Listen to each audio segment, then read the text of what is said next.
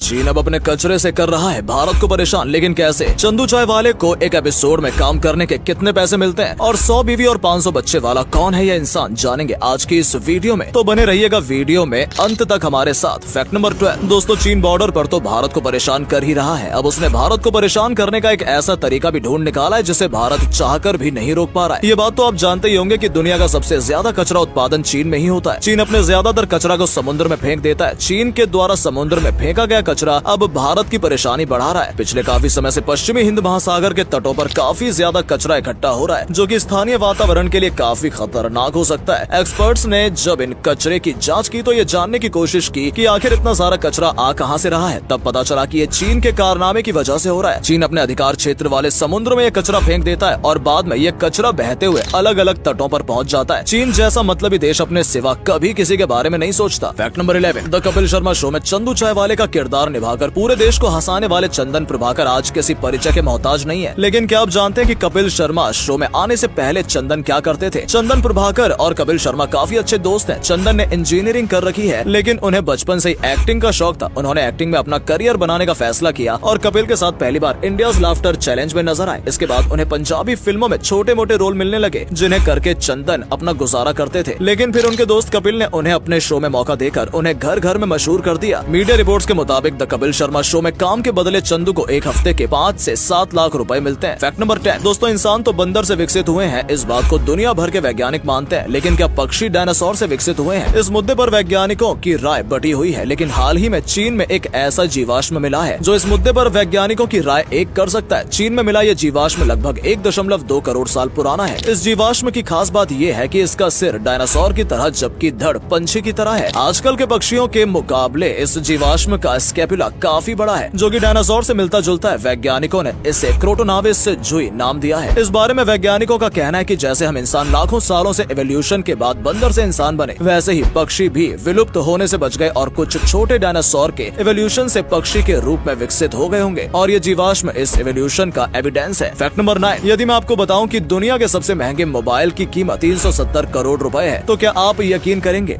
आपके लिए यकीन करना मुश्किल हो सकता है, लेकिन ये सच है। दुनिया के सबसे महंगे मोबाइल की कीमत 370 करोड़ रुपए है। ये मोबाइल एप्पल का आईफोन 6 मॉडल है, लेकिन इस पर्टिकुलर आईफोन 6 की खासियत नॉर्मल आईफोन 6 से बिल्कुल अलग है, क्योंकि इस आईफोन 6 की बॉडी प्लेटिनम कोटेड है और इसे सोने से सजाया गया है। लेकिन इस आईफोन के इतना महंगे होने के पीछे की वजह प्लेटिनम या गोल्ड नहीं है, बल्कि इसके महंगे होने की वजह इसके पीछे लगा पिंक डायमंड है। आपको बता दें कि pink diamond most expensive diamond है और इस आईफोन में लगा पिंक डायमंड दुनिया का one of the rarest diamond है। यही वजह है कि आईफोन 6 पिंक डायमंड दुनिया का सबसे महंगा मोबाइल है। इस मोबाइल का निर्माण फैल्कन कंपनी ने किया था और इस मॉडल को फैल्कन सुपरनोवा नाम दिया गया। फैक्ट नंबर 8 लेप्रोसी यानी कुष्ठ रोग को मानव इतिहास में सबसे खराब बीमारी में माना जाता है। सदियों से इस बीमारी के चपेट में आने वाले लोगों के साथ जानवर से भी बदतर सलूक किया जाता था और उन्हें इंसानी आबादी से दूर वीरान जगह पर रहने के लिए भेज दिया जाता था। आमतौर पर यह काम सामाजिक स्तर पर ही होता था, लेकिन आपको जानकर हैरानी होगी कि ग्रीस में यह काम वहाँ की सरकार करती थी। इस देश की सरकार कुष्ठ रोग से पीड़ित सभी मरीजों को स्पिनलॉन्चा नाम के एक आइलैंड पर रहने के लिए भेज देती थी। इस आइलैंड पर उन्हें मरने के लिए भेज दिया जाता था। वहाँ उन्हें किसी भी प्रकार का इलाज उपलब्ध नहीं कराया जाता था। दुनिया ने जब इस बीमारी का इलाज विकसित कर लिया, तब भी ग्रीस की सरकार ने अपने लोगों का इलाज कराने में दिलचस्पी नहीं दिखाई और उन्हें स्पिनाग्लोंजा में ही मरने दिया। 1975 के आसपास ब्रिटेन के एक पत्रकार ने ग्रीस की सरकार के इस काले कारनामे का खुलासा किया, जिसके बाद इन सभी लोगों का इलाज करके इन्हें शहरों में लाया गया। तब से लेकर आज तक स्पिनाग्लोंजा आइलैंड वीरान पड़ा है और बीमारी के इतिहास की वजह से कोई भी इंसान यहाँ जाना नहीं चाहता। फैक्ट नंबर 7 दोस्तों, दुनिया के हर जानवर को दूसरे जानवर के हमले का डर सताता है, लेकिन पेंगोलिन एक ऐसा जानवर है जो छोटा होने के बावजूद किसी भी जानवर के हमले से डरता नहीं है, क्योंकि कोई भी जानवर चाहकर भी इस छोटे से पेंगोलिन्स का कुछ बिगाड़ नहीं सकते हैं। इसकी वजह है इसके शरीर के ऊपर मौजूद स्केल्स, जो कि बुलेट प्रूफ जैकेट की तरह ही टफ होता है। जब भी इस जानवर को खतरा महसूस होता है, तभी अपने पूरे शरीर को गोल करके स्केल्स के अंदर छुपा लेता है, जिससे कोई भी दूसरा जानवर इनका कुछ नहीं बिगाड़ पाता है। आपको जानकर हैरानी होगी कि इसके शरीर के ऊपर मौजूद स्केल्स इतने स्ट्रॉन्ग होते हैं कि ये बंदूक से निकलने वाली गोली तक को भी रोक सकते हैं। दुनिया का ये स्ट्रॉन्गेस्ट एनिमल दूसरे जानवरों से तो खुद को बचा लेता है, लेकिन इंसानों से ये खुद को बचा नहीं पा रहा। इस वजह से अब ये विलुप्त होने की कगार पर पहुंच चुका है। ट्रेडिशनल चाइनीज मेडिसिन में पेंगोलिन्स के स्केल्स और मांस का उपयोग किया जाता है, जिस वजह से बड़ी संख्या में इसका शिकार किया जाता है। फैक्ट नंबर 6 दोस्तों, अगर आपको लगता है कि ब्रह्मांड में सिर्फ हमारा सूरज ही सबसे ज्यादा चमकीला है, तो आपको जानकर हैरानी होगी कि हाल ही में वैज्ञानिकों ने अंतरिक्ष में एक ऐसे ऑब्जेक्ट की खोज की है जो हमारे हमारे सूरज से 57,000 गुना ज्यादा चमकदार है। All sky automated survey of supernova नाम के टेलीस्कोप के नेटवर्क की मदद से इसकी खोज की गई है। वैज्ञानिकों ने इसे SSN-15LH नाम दिया है। मिस्टीरियस ऑब्जेक्ट हमारी पृथ्वी से 380 करोड़ लाइट ईयर्स दूर है। वैज्ञानिकों के अनुसार ये सुपरनोवा या मैग्नेटर हो सकता है। ये इतना ज्यादा चमकदार है कि अगर हम अपने मिल्की वे गैलेक्सी में मौजूद टोटल स्टार्स की ब्राइटनेस को एक साथ मिला दें तो भी SSN-15LH इन सभी से 20 गुना ज्यादा चमकदार होगा। वैज्ञानिक अब अंतरिक्ष में मौजूद टेलीस्कोप की मदद से इस मिस्टीरियस ऑब्जेक्ट के रहस्य को सुलझाने की कोशिश कर रहे हैं। फैक्ट नंबर 5, एक ऐसा हाथी जिसने 15 इंसानों की जान ले ली और 3 हाथियों को भी मार डाला। बावजूद इसके आज भी उस हाथी की पूजा की जाती है। जी हाँ, इस पूजनीय खूनी हाथी का नाम थेचकोटटकवु रामचंद्र है, जिसे प्यार से लोग रमन भी कहते हैं। रमन की पूजा करने वाले लोग इसे भारत का सबसे ऊंचा हाथी होने का दावा करते हैं। अब सवाल यह है कि आखिर इसने इतने सारे लोगों की जान लेने के बावजूद लोग इस हाथी की पूजा क्यों करते हैं? तो दरअसल बात यह है कि त्रिशूर पूरम उत्सव के समय केरल के वटक्कथुनाथ मंदिर का पट हर साल यही हाथी खोलता है। स्थानीय लोगों की इस मंदिर में गहरी आस्था है, इसी वजह से लोग इस हाथी को भी पूजनीय मानते हैं। त्रिशूर पूरम उत्सव के समय लोगों की भीड़ काफी ज्यादा हो जाती है, इसी वजह से कभी कभार ये हाथी हिंसक हो जाता है। फैक्ट नंबर 4, दुनिया में एक ऐसे ट्रेन का आविष्कार कर लिया गया है जिसे चलने के लिए किसी भी प्रकार के ईंधन की जरूरत नहीं पड़ती है। डीजल और इलेक्ट्रिक तो छोड़िए, इसे सोलर और विंड एनर्जी की भी जरूरत नहीं पड़ती है। तो फिर ये ट्रेन चलती कैसे? वेल, ये ट्रेन चलती है ग्रेविटेशनल एनर्जी के दम पर। जी हाँ, इंग्लैंड की कंपनी विलियम्स एडवांस्ड इंजीनियरिंग ने आयरन माइनिंग करने वाली ऑस्ट्रेलिया की कंपनी फॉर्टेस्क्यू के साथ मिलकर इस अनोखी ट्रेन का आविष्कार किया है, जो कि सिर्फ ग्रेविटेशनल फोर्स पर ही चलेगी। दरअसल जब ये ट्रेन 34,000 टन लोह अयस्क लेकर पहाड़ी क्षेत्रों से नीचे उतरती है, तब इस दौरान काफी ज्यादा एनर्जी पैदा होती है, जो कि यूं ही बर्बाद होती है। तो अब वैज्ञानिकों ने ऐसी टेक्नोलॉजी विकसित कर ली है जो बर्बाद होने वाले इस एनर्जी को कैप्चर करके बैटरी को चार्ज करेगा और फिर इसी बैटरी से ये ट्रेन चलेगी। इस तरह से बिना किसी ईंधन के ये ट्रेन हमेशा चलता रहेगा। इसी वजह से इसे इन्फिनिटी ट्रेन नाम दिया गया है। फैक्ट नंबर 3, एक ऐसा ग्लव्स जिसे पहनते ही आप दूसरी दुनिया में चले जाओगे। नहीं, मैं कोई फिल्मी बातें नहीं कर रहा हूँ, बल्कि वैज्ञानिकों ने सच में एक ऐसा ग्लव्स विकसित किया है जो इंसानों को अलग दुनिया में भेज सकता है। ये कोई जादुई ग्लव्स नहीं है, बल्कि ये augmented reality and virtual reality पर काम करने वाला ग्लव्स है। इस ग्लव्स को पहनते ही इसमें मौजूद टेक्नोलॉजी एक्टिव हो जाती है और फिर आप वर्चुअल रियलिटी की दुनिया में घुस जाते हैं। आप जिस चीज को देखना चाहो इस वर्चुअल दुनिया में आपको वो नजर आ जाएगा। और सबसे खास बात तो ये है कि इस ग्लव्स को पहनकर आप वर्चुअली चीजों को एक जगह से दूसरी जगह उठाकर रख भी सकते हैं और उन्हें छूकर महसूस भी कर सकते हैं। ये टेक्नोलॉजी सच में कमाल की होने वाली है। और अगले फैक्ट पर जाने से पहले इस फोटो को ध्यान से देखिए और बताइए आपको कौन दिखाई दे रहा है। इससे पता लगेगा आपका दिमाग और आपकी आंखें कितनी तेज है। आपको मिलते हैं 5 सेकंड। फैक्ट नंबर 2, अब हम आपको एक ऐसे भैंसे के बारे में बताने जा रहे हैं जिसकी कमाई सुनकर आप भी अपना माथा पकड़कर अपना काम धंधा छोड़कर भैंस पालने के बारे में सोचने लगेंगे। ये एक अकेला भैंसा हर महीने लगभग 25 लाख रुपए की कमाई करता है। ये भैंसा थाईलैंड में है, जिसके मालिक का नाम मोंगकोल मोंगफेट है। मोंगकोल मोंगफेट ने इस भैंसे को सिर्फ 12 लाख रुपए में खरीदा था और आज वो हर महीने इससे दुगना पैसा कमा लेते हैं। मोंगकोल ये कमाई अपने भैंसे का स्पर्म बेचकर करते हैं, जिसे खरीदने दूर दूर से किसान उनके पास आते हैं। उन्होंने अपने भैंसे को बिग बिलियन नाम दिया है। बिग बिलियन जानवरों के लिए आयोजित कई प्रतियोगिताएं भी जीत चुका है और आसपास के इलाकों में काफी मशहूर भी है। कई लोगों ने इसे करोड़ों रुपए देकर खरीदने की कोशिश भी की, लेकिन मोंगकोल मोंगफेट इसे बेचने को तैयार नहीं है। फैक्ट नंबर 1, 100 रानी और 500 बच्चे, और वो भी सिर्फ एक जन्म के। जी हाँ, अफ्रीकी देश कैमरून के शहर बॉफुट के राजा